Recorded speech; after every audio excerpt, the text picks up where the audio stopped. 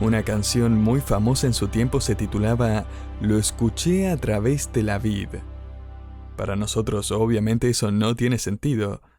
Si colocamos una oreja al final de una planta de uvas, no escucharíamos nada. Para entender esta canción, necesitamos volver en el tiempo y espacio hasta la época cuando en Estados Unidos el movimiento para abolir la esclavitud estaba cobrando impulso.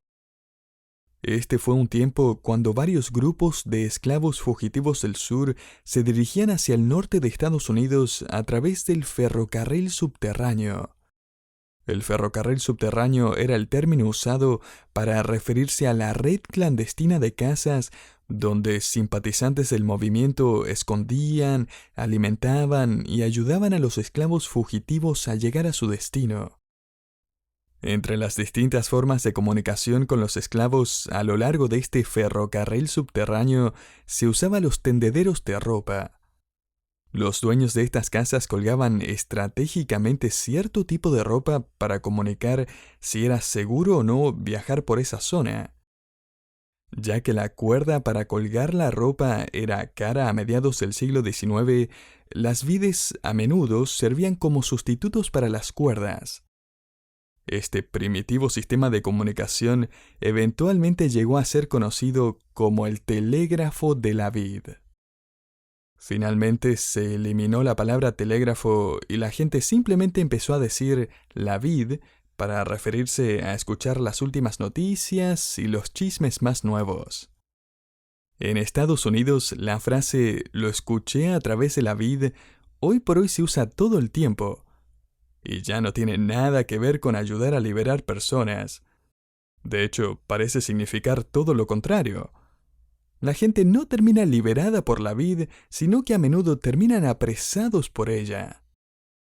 Salomón les escribió a aquellos que se le unirán en esta búsqueda de sabiduría, este tesoro escondido del discernimiento, madurez y gracia. La muerte y la vida están en poder de la lengua. Proverbios 18:21. He leído que la persona promedio tiene unas 700 oportunidades para hablar todos los días. Y la persona promedio hablará unas 12.000 oraciones en un día. Y me pregunto, al final del día, ¿cuánto de lo que dijimos valdría la pena escribirlo? O incluso si valdría la pena leerlo de nuevo. No es de extrañarnos que uno de los temas importantes que debemos estudiar en nuestra búsqueda del tesoro escondido, la sabiduría, es el tema de nuestro hablar. Este tema en cuanto a la lengua es, de hecho, uno de los temas favoritos de Salomón en su colección de proverbios. Él habla de la lengua orgullosa, de la lengua mentirosa, de la lengua perversa, de la lengua enojada, de la lengua alentadora, de la lengua astuta, de la lengua seductora, la lengua engañosa, la lengua tranquilizadora, la lengua instructiva, la lengua halagadora, la lengua reservada, la lengua tranquila, la lengua grosera y mucho más. Dios tiene mucho que decirnos acerca de lo que hablamos. Y para poder abordar este tema tan grande, voy a dividir nuestro estudio en dos secciones. La primera sección es positiva y tiene que ver con la forma en que nuestras palabras pueden ayudar, y la segunda es negativa y tiene que ver con la forma en que las palabras pueden lastimar. Comencemos con la sección positiva. Primero, Salomón informa que nuestras palabras pueden dar un buen consejo. Él escribe en Proverbios 27:9, «El ungüento y el perfume alegran el corazón, y el cordial consejo del amigo al hombre». La influencia del consejo de un amigo es incomparable. Esta es la razón por la que debemos tener cuidado de a quién permitimos que nos aconseje. Un amigo, compañero, cónyuge o colega piadoso puede impactar nuestra vida a través de sus palabras. Pero el punto aquí es que nosotros podemos impactarlos a ellos también. Un autor hizo el interesante comentario de que nuestras conversaciones diarias Son, en realidad, sesiones de consejería mutua en la que intercambiamos consuelo y consejos que nos ayudan a lidiar con los desafíos cotidianos de la vida. Esta es una excelente forma de ver nuestras conversaciones. Por eso deberíamos preguntarnos, ¿esa conversación que tuve con ese creyente lo dejó más agradecido o menos agradecido a Dios? ¿Lo aconsejé o lo corrompí? En segundo lugar, nuestras palabras no solo pueden aconsejar, sino que también pueden confrontar. Salomón escribe en Proverbios 17:10, la reprensión aprovecha al entendido más que 100 azotes al necio.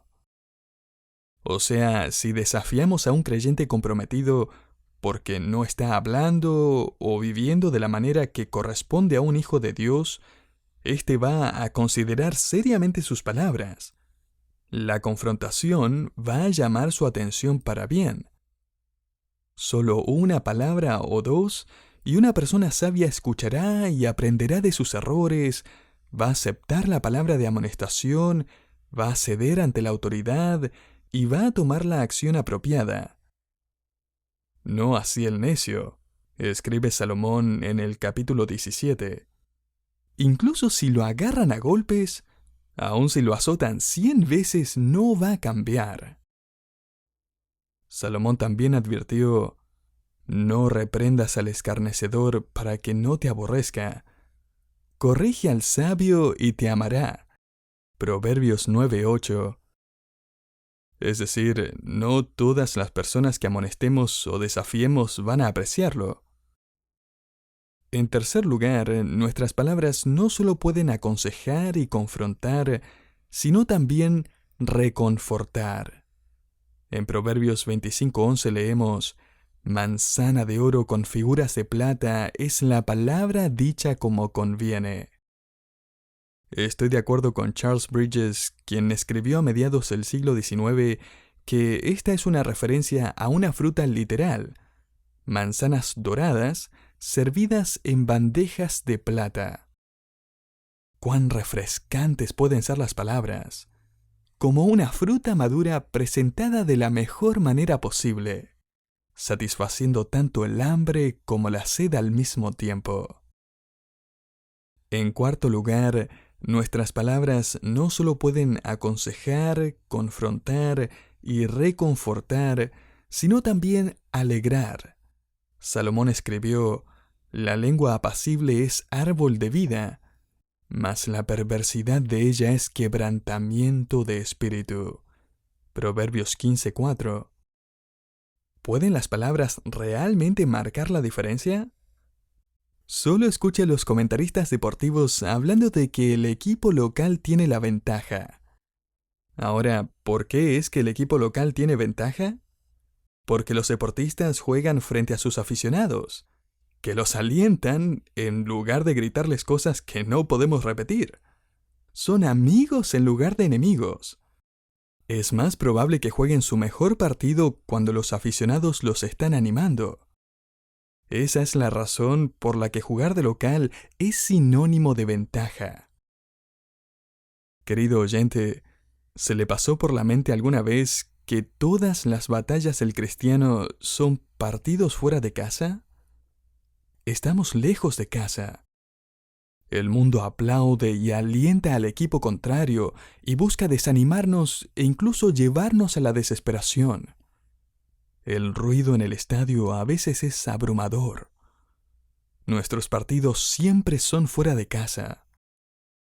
La única vez que escuchamos palabras de aliento es cuando estamos en grupo, con nuestros compañeros de equipo. Y la iglesia es ese grupo, ese equipo. Anímense unos a otros, escribió el autor de Hebreos, y tanto más cuando veis que aquel día se acerca. Hebreos 10:25. ¿Y a qué día se está refiriendo? Este es el día cuando el partido haya concluido. Este es el poder de las palabras de aliento. En quinto lugar, nuestras palabras pueden aconsejar, confrontar, reconfortar, alegrar y finalmente pueden edificar. Pablo les escribió a los tesalonicenses: animaos unos a otros y edificaos unos a otros, así como lo hacéis. Primera Tesalonicenses 5:11. Enseñen, fortalezcan, edifíquense unos a otros en la fe. Salomón lo puso de esta manera: los labios del justo apacientan a muchos. Proverbios 10:21. En Proverbios 15:7 él escribe: la boca de los sabios esparce sabiduría. Este es el efecto edificante y fortalecedor de las palabras dadas por un sabio. Estas edifican, consuelan, reconfortan y alegran a lo largo del camino de la vida. ¿Qué tipo de palabras salen de su boca? ¿Proporcionan estas seguridad y fuerza? Las palabras pueden ayudar, pero las palabras pueden obstaculizar también. Salomón nos enseña que hay varias formas en que las palabras pueden herir. Echémosles un vistazo. Primero, nuestras palabras pueden engañar. Salomón registró en Proverbios 6, del 16 al 19, que Dios odia 7 actividades, y entre estas 7 están el orgullo y la mentira. No es de extrañarse entonces que Salomón incluyera lo siguiente en su breve lista de oración. Escuche lo que dice Proverbios 37. 2 cosas te he demandado, o pedido, no me las niegues antes que muera. Vanidad y palabra mentirosa aparta de mí. Salomón realmente está pidiéndole al Señor que lo guarde de la influencia de Satanás, que lo guarde de imitar al gran engañador, porque él reconoció, como nosotros deberíamos también, que tenemos la habilidad diabólica de imitar a nuestro antiguo padre, Satanás, que es el padre de mentiras. Juan 8:44. En segundo lugar, nuestras palabras no solo pueden engañar, sino también destruir. Las palabras pueden doler más que un golpe y dejar profundas cicatrices. Personalmente no tengo muchas cicatrices en mi cuerpo. Eso sí, tengo una pequeña cicatriz detrás de mi ceja derecha. Cuando tenía unos 6 o 7 años, estaba en el patio de la casa jugando a lanzar una gran piedra al aire y atraparla. Bueno, la última vez fallé. Los golpes físicos duelen por un tiempo, pero el dolor que causan las palabras tiende a perdurar. Las palabras tienen la capacidad de derribar y destruir de todo, desde amistades hasta matrimonios e iglesias. Salomón escribió en Proverbios 18:6: los labios del necio traen contienda, y su boca los azotes llama. En otras palabras, un necio va a iniciar una pelea. Él va a provocar algún tipo de controversia o argumento en donde todos van a salir perdiendo. La reputación de alguien se va a arruinar, el nombre de una persona se va a ensuciar, o el espíritu de alguien va a ser aplastado. En el seminario, uno de nuestros profesores de teología pastoral nos contó una historia bastante terrorífica. Era una historia verídica. Nos la contó no solo para que tuviéramos cuidado en nuestro caminar como pastores, sino también para ilustrar el poder destructivo del chisme. A un pastor y su esposa apenas les daba para llegar a fin de mes en su pequeña iglesia, pero servían fielmente al Señor. En la iglesia había un exitoso hombre de negocios que los ayudó inmensamente. Él y su esposa se ofrecieron para servir en la iglesia y ayudar al pastor como pudieran. En una ocasión, al pastor lo invitaron a predicar en una reunión en otra ciudad lejos de su casa.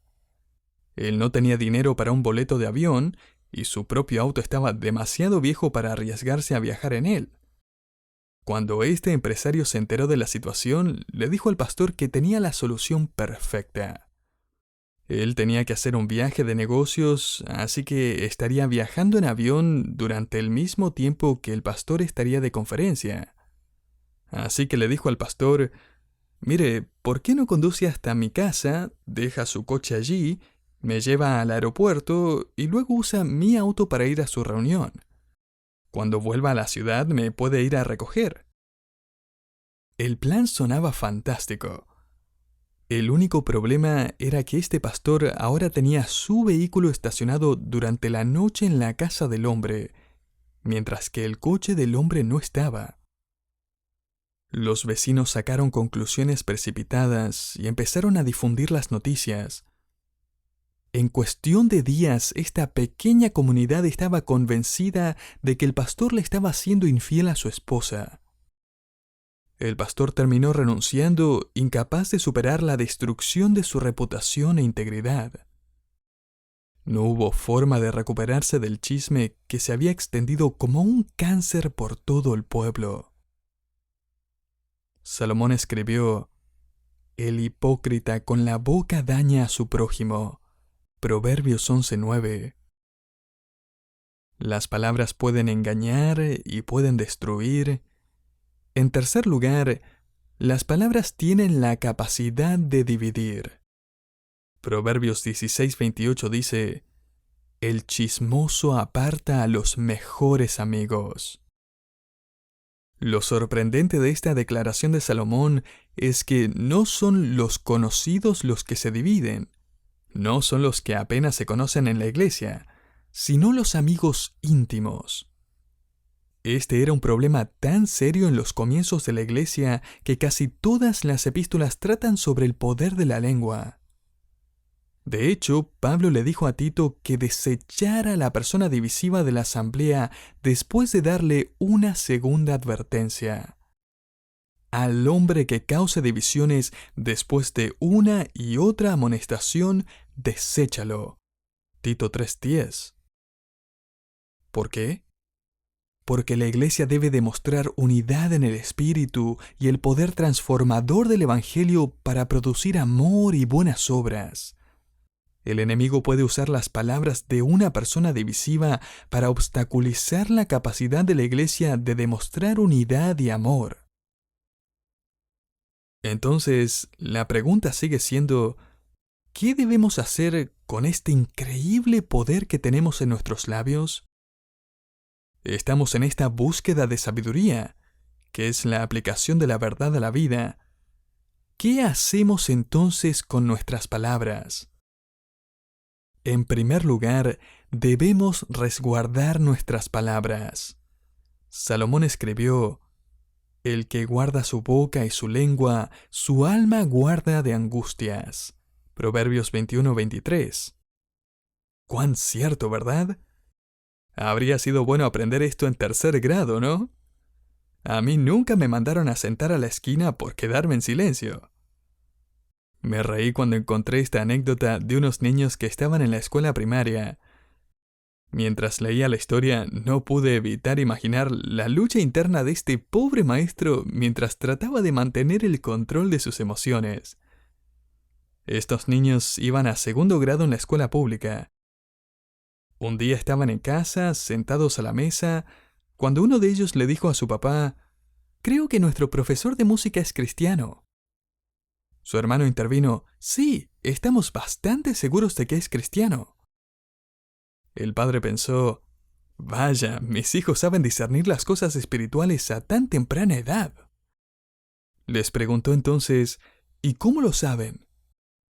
Ellos dijeron: «Bueno, todos estábamos portándonos un poco mal en clase cuando él se fue a la esquina y realmente parecía que estaba orando». Probablemente lo estaba. Y esto es lo que podría haber estado orando: «Pon guarda a mi boca, oh Jehová, guarda la puerta de mis labios». Salmo 141:3. Querido oyente, debemos resguardar nuestras palabras.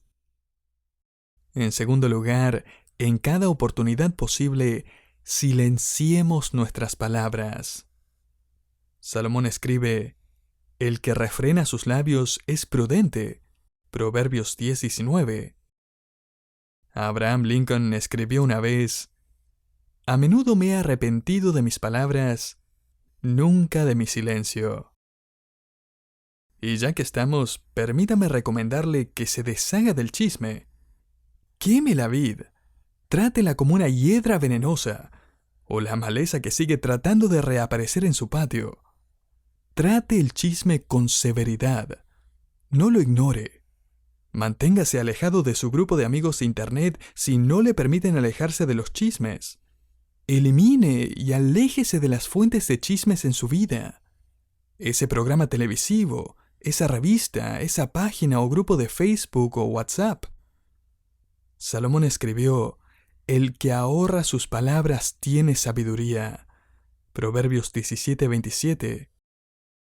Es decir, una de las cosas más inteligentes que a veces podemos hacer es mordernos la lengua. Resguardemos nuestras palabras, silenciemos nuestras palabras. En tercer lugar, endulcemos nuestras palabras. Tenga solo palabras dulces, he escuchado decir, porque nunca sabe cuándo tendrá que tragárselas. Salomón lo escribió de esta manera en Proverbios 16:24.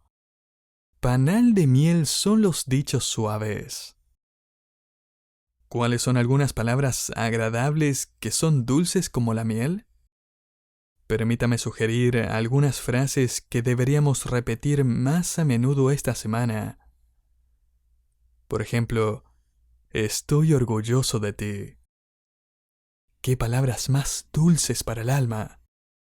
Hágale saber a alguien que usted lo admira, que ha notado su buen proceder, que ha reconocido su contribución. ¡Cuánto aliento traen esas palabras! Padres, quizás ha pasado demasiado tiempo desde que sus hijos han escuchado estas palabras de sus labios. Hijos, quizás ha pasado demasiado tiempo desde que sus padres hayan escuchado estas palabras de su parte. Permítame recomendarle otras palabras dulces. ¿Qué tal te perdono? Puede que no hayan palabras más poderosas, además de te amo, que estas dos palabras. Estas son palabras que dan vida, que llenan de esperanza, que reconcilian personas y relaciones. Un hombre se me acercó hace unos meses y me dijo: seguí su consejo y contacté a mi esposa de la que me había separado. Yo simplemente admití que me había equivocado. Le pedí que me perdone. Luego, con lágrimas corriendo por sus mejillas, apenas capaz de pronunciar la siguiente frase, me dijo: y mi esposa me dijo, te perdono. Permítame darle una palabra más que debemos practicar. Es una sola palabra, simple pero profunda. Es la palabra gracias. Dígaselo a la persona que lo atiende, al dentista, a la maestra cuando va a recoger a su hijo. Dígaselo a su marido o a su esposa, a sus hijos, a sus amigos, vecinos y aún desconocidos. Las palabras dulces requieren humildad. Agradecer a alguien es admitir que no lo merecíamos necesariamente, que no lo podríamos haber hecho sin él o ella, que necesitábamos su ayuda. Por eso las palabras hirientes son palabras de orgullo y las palabras dulces son palabras de humildad. Marido, ¿cuánto tiempo ha pasado desde que le dijo gracias a su esposa por la enorme cantidad de cosas que hace por usted? ¿Cuándo fue la última vez que, en lugar de criticar la cena, simplemente dijo gracias? Estuvo delicioso. Y si no puede decir sinceramente que estuvo delicioso, siempre puede decir gracias, cariño, esta comida fue inolvidable. Querido oyente, seamos sabios con nuestras palabras. Con ellas podemos aconsejar, confrontar, reconfortar, alegrar y edificar. Con ellas también podemos engañar, destruir y dividir. Así que debemos someter nuestras palabras al Espíritu para resguardarlas, silenciarlas y endulzarlas, si es que tenemos que hablar. Me encanta esta oración que alguien hizo una vez. Dice: Señor, llena mi boca con cosas que valgan la pena decir, y dame un codazo cuando haya dicho lo suficiente. Y yo ya he hablado lo suficiente. Así que gracias por su sintonía y que el Señor le bendiga.